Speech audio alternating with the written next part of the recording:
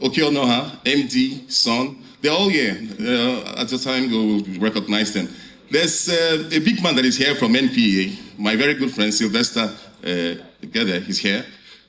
Let me save us the lengthy recognition and just go straight to welcome you all. It's okay to just say welcome and I'll step down, but let me say a few things with your permission.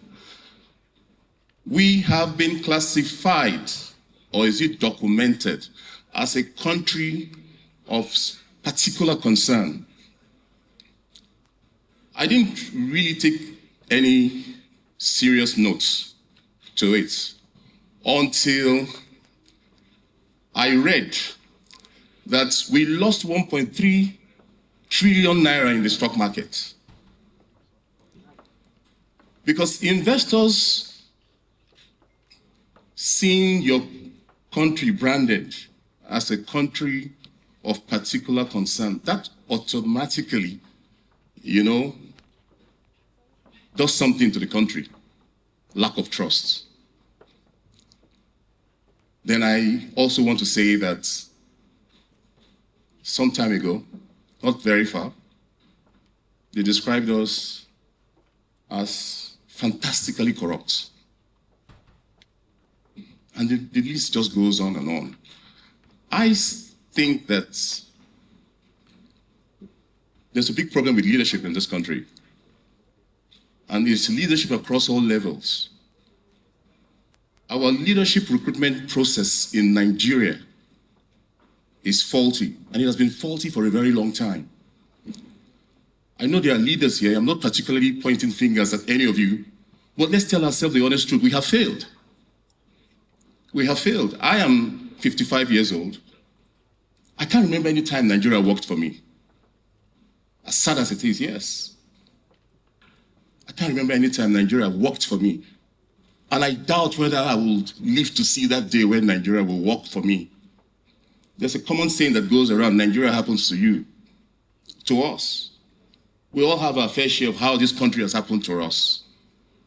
Look at the killings going on every day in the north. So we're sitting here pretty cozy. Everything boils down to leadership. And we sat down as a company when we were trying to decide on the theme of our 5th anniversary. And we said, how can we address this issue? And we realized that it's a fundamental issue that has to do with voting. That if we get it right at that level, then a whole lot of things will change. Today, in America, the newly elected mayor of New York City, 34 years old. Trump was against him. All the billionaires in New York were against him. In fact, they said, if he wins, they will walk out. They will move out of New York. Guess what? The guy won. And he won massively. And I checked the statistics.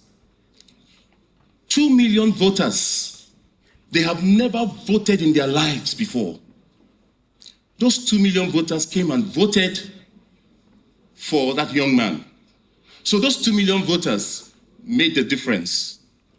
The point I'm making is that no election, no politician, no matter how powerful, can rig election if we have the voters just show up on that day. I can tell you that for free. It's not possible that you have 30 million voters show up on election day to vote in the presidential election and they'll be able to rig it. How many police do they have? How many army? So the point we're making is that if our vote truly counts in this country today, a number of the guys who are sitting pretty as leaders, elected officials, they won't be there. And if votes truly count, those who are scared to come out to take part in the political process, they will come out. But as we speak today, there's no serious-minded leader who wants to, work to see change happen in Nigeria that will step out and say, I want to contest election in Nigeria today. Why? Because I can guarantee you the vote will not count. Look at what happened in a number of elections. It's appalling. I'm not the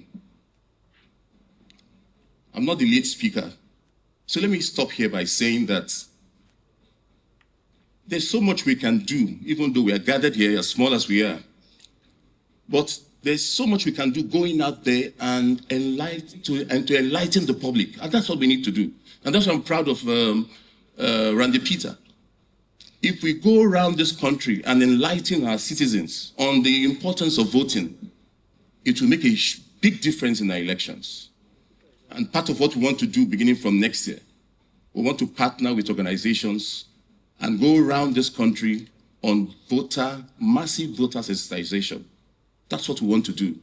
Because if we get it right with the voters, then we can get other things right. So on this one, I want to say welcome and thank you.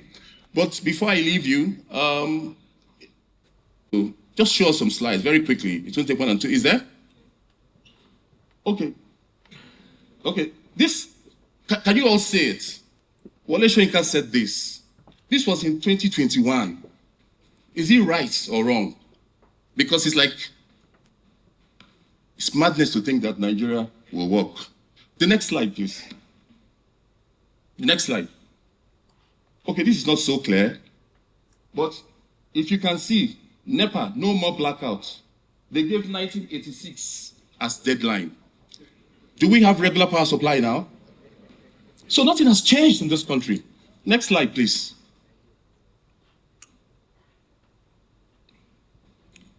This is 1977. Fuel crisis may be over next year, meaning that it will be over in 1978. We're in 2025, for goodness sake. This is a former. Go back. Go back, please, quickly.